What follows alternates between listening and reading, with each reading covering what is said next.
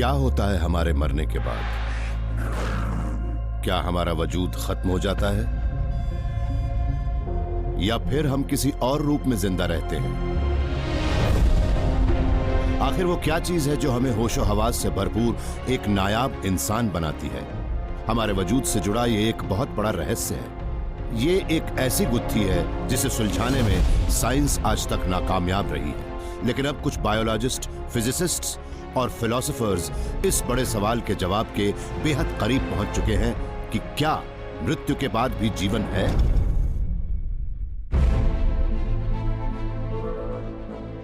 Space, time और खुद जिंदगी,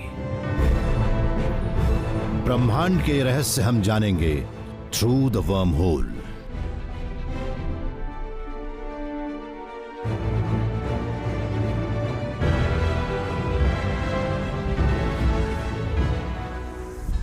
क्या मौत हमारा अंत है? सिर्फ एक सन्नाटा, अंधेरा, खालीपन, या फिर हमारे अंदर ही कोई ऐसी दिव्य चमक मौजूद है जो हमारा शरीर बेजान हो जाने के बाद भी जिंदा रहती है? फिलोसोफर्स और साइंटिस्ट्स हजारों सालों से इस सवाल से जूझते आ रहे हैं। यह एक बहुत बड़ा रहस्य है जिसका सामना आज नहीं तो कल हमें करना ही पड़ेगा। एक सुबह जब मैं 6 साल का था, मेरी दादी नींद से नहीं जागी, न उस दिन न उसके बाद कभी। यह मौत के साथ मेरा पहला तजुर्बा था। मेरी समझ में नहीं आया कि ऐसा कैसे हो सकता है कि कल तक तो वो थी लेकिन आज वो नहीं है। क्या वो हमेशा के लिए जा चुकी थी या फिर अब भी वो किसी रूप में जिंदा थी? हिंदू, क्रिश्चियंस और मुस्लिम्स ये मानते हैं कि अच्छे लोग स्वर्ग में जाते हैं और बुरे लोग नरक में। कुछ धर्मों के मुताबिक मरने के बाद इंसान एक और बेहतरीन दुनिया में प्रवेश कर जाता है या फिर इसी दुनिया में दोबारा जन्म लेता है। लेकिन इन सब बिलीफ्स में एक ही चीज कॉमन है और वो ये कि हमारा शरीर सिर्फ हमारी आत्मा का एक चोला है और आत्मा अमर है। कई लोग मन ही मन इस बात में यकीन करते हैं, लेकिन क्या इस बात को साइंटिफिकली साबित या खारिज करने का कोई तरीका है? एबन अलेक्जेंडर पिछले 15 सालों से हार्वर्ड मेडिकल स्कूल में न्यूरो सर्जरी करते और पढ़ाते आ रहे हैं। लेकिन 2008 में उनके करियर में अचानक एक ऐसा अजीब मोड़ आया जिससे मौत के बाद के जीवन की संभावना का उन्हें गहराई से एहसास हुआ। वो एक बहुत ही रेयर बीमारी बैक्टीरियल मेनिंजाइटिस के शिकार हो गए और गहरे कोमा में चले गए। मेरे ख्याल से अगर आप इंसानी मौत का एक बेहद करीबी एक्सपेरिमेंटल मॉडल देखना चाहते हैं तो मेनिंजाइटिस से बढ़िया कोई और मॉडल हो ही नहीं सकता, क्योंकि ये बीमारी आपके दिमाग की पूरी बाहरी परत पर जबरदस्त हमला बोलती है। ये मेरी खोपड़ी की कुछ हॉरिजॉन्टल इमेजेस हैं और आप देख सकते हैं कि मेरे दिमाग की बाहरी परत पूरी तरह से पस से ढकी हुई है। ये सारे बैक्टीरिया सारा ग्लूकोज चट कर चुके हैं और अब सिर्फ मेरे ब्रेन सेल्स बचे हैं जिनका सफाया होना बाकी है। इसलिए मेरा पूरा नियोकॉर्टेक्स यानी दिमाग का वो हिस्सा जो हमें इंसान बनाता है पूरी तरह से बंद हो चुका है। 7 दिन की एक तरह की दिमागी मौत के बाद आखिर अलेक्जेंडर कोमा से बाहर आए। ये एक चमत्कार ही था कि महीने भर में वो फिर से पूरी तरह ठीक हो गए। लेकिन जब वो कोमा में थे तब उनके साथ कुछ हुआ था। मुझे याद है शुरू में जब मैं गहरे कोमा में था तब मुझे कैसा महसूस हो रहा था। उसे मैं कभी कभी दुनिया का अर्थवर्म आई व्यू भी कहता हूँ। कुछ भी साफ नहीं था, धुंधला सा, ब्राउन रेड ब्लैक सा। मुझे अच्छी तरह याद है, मुझे ऐसा लग रहा था मानो मेरे सिर पर जड़ें उगाई हों और मैं बहुत लंबे समय से वहां पर हूँ। मुझे कुछ याद नहीं था, ना अपनी जिंदगी, ना कोई शब्द। मेरी आवाज जा चुकी थी। आईसीयू रूम में मेरे इर्द गिर्द क्या हो रहा था मुझे कुछ भी याद नहीं। और फिर इस सब के बीच अचानक मुझे धीमा धीमा संगीत आकार लेता नजर आया। धीरे धीरे वो संगीत फैलता गया और उसके साथ ही वो मनहूस धुंधलापन, वो अंधेरा छंटता चला गया।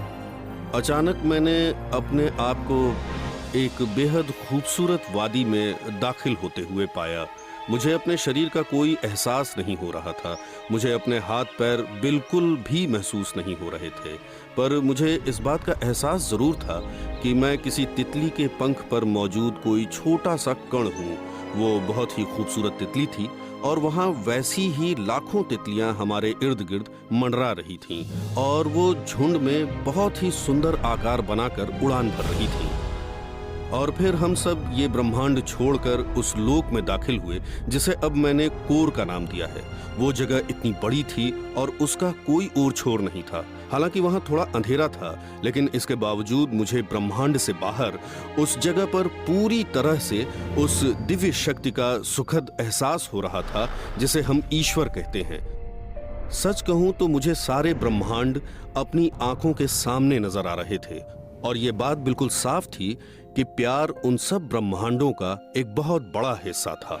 अलेक्जेंडर को जो अनुभव हुआ, ठीक इसी तरह का अनुभव पहले भी ऐसे कई लाखों करोड़ों लोगों को हो चुका है जो मौत के मुंह से बाहर निकल कर आए हैं। लगभग वो सभी लोग कुछ इस तरह की बातों का दावा करते हैं जिनके आधार पर साइंस अभी तक ये साबित नहीं कर पाया है कि हमारे मौजूदा जीवन के परे भी कोई और जीवन है। न्यूरो साइंटिफिक एंगल से ये बात किसी को समझाना मेरे लिए बहुत ही मुश्किल था, क्योंकि मेरा साइंटिफिक दिमाग समझ नहीं पा रहा था कि आखिर ये कैसे मुमकिन है। लेकिन इसके बावजूद वो सब मुझे एकदम साफ साफ याद था। मैंने न्यूरो फिजियोलॉजी और न्यूरो एनाटॉमी से रिलेटेड कई मॉडल्स तैयार किए, लेकिन दिक्कत ये है कि उनमें से किसी से भी मुझे ये जान पाने में खास मदद नहीं मिली कि इस एक्सपीरियंस के बाद मैं जिन इतनी साफ यादों के साथ वापस लौटा था वो मेरे मन में आखिर कहाँ से आईं। और इसके बाद मैं इस नतीजे पर पहुंचा कि मेरे साथ जो कुछ भी हुआ था उसका कोई भी क्लियर न्यूरो फिजियोलॉजिक एक्सप्लेनेशन नहीं है। एबन अलेक्जेंडर का तजुर्बा यकीनन इतना जबरदस्त था कि उसने उनकी जिंदगी बदल कर रख दी, लेकिन किसी भी सूरत में उसे बेजोड़ नहीं कहा जा सकता। Bruce Grayson university of Virginia school of medicine में साइकियाट्रिस्ट है। उन्होंने मौत के मुंह से निकलकर आने वाले लोगों के लगभग 1000 से भी ज्यादा केसेस की स्टडी की है। मौत की चौखट से जिंदा लौट कर आने वाले ज्यादातर लोगों का एक्सपीरियंस लगभग एक जैसा होता है। उन्हें बेहद शांति और सुख का एहसास होता है। उन्हें लगता है कि उन्होंने शरीर छोड़ दिया है। उन्हें कोई तेज चमकती हुई रोशनी नजर आती है जो बेहद गर्मजोशी और बेपनाह मोहब्बत के साथ उन्हें अपनी ओर खींचती है। कुछ लोगों को कभी कभी कोई फरिश्ता या देवता भी नजर आता है जिसे वो गॉड या क्राइस्ट भी कहते हैं, या उसे ना पहचान कर उसे कोई महाशक्ति कह देते हैं। कई साइंटिस्ट्स इन दावों को नहीं मानते। उनका कहना है कि ये दावे लोगों के दिमागी फितूर के अलावा और कुछ भी नहीं है, और ऐसा ज्यादातर तब होता है जब भयंकर शारीरिक दबाव की स्थिति में हमारे दिमाग के नर्व सेल्स को ऑक्सीजन नहीं मिल पाती। 70 के दशक में अमेरिका की एयरफोर्स अनजाने में इस बात से संबंधित कुछ एक्सपेरिमेंट्स कर बैठी।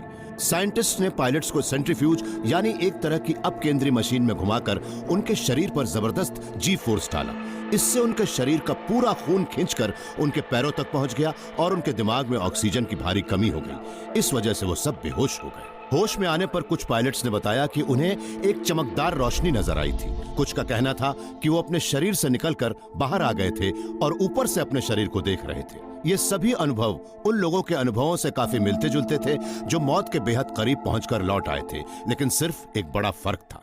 जिस वक्त ऑक्सीजन की कमी से वो अपने होश खो रहे थे, उस वक्त कुछ हद तक उनके वही लक्षण थे जो मौत की दहलीज पर खड़े किसी इंसान के होते हैं। लेकिन अपने उस एक्सपीरियंस के दौरान उनमें से किसी की भी अपने किसी मरे हुए रिश्तेदार, फरिश्ते या दिव्य शक्ति से मुलाकात नहीं हुई।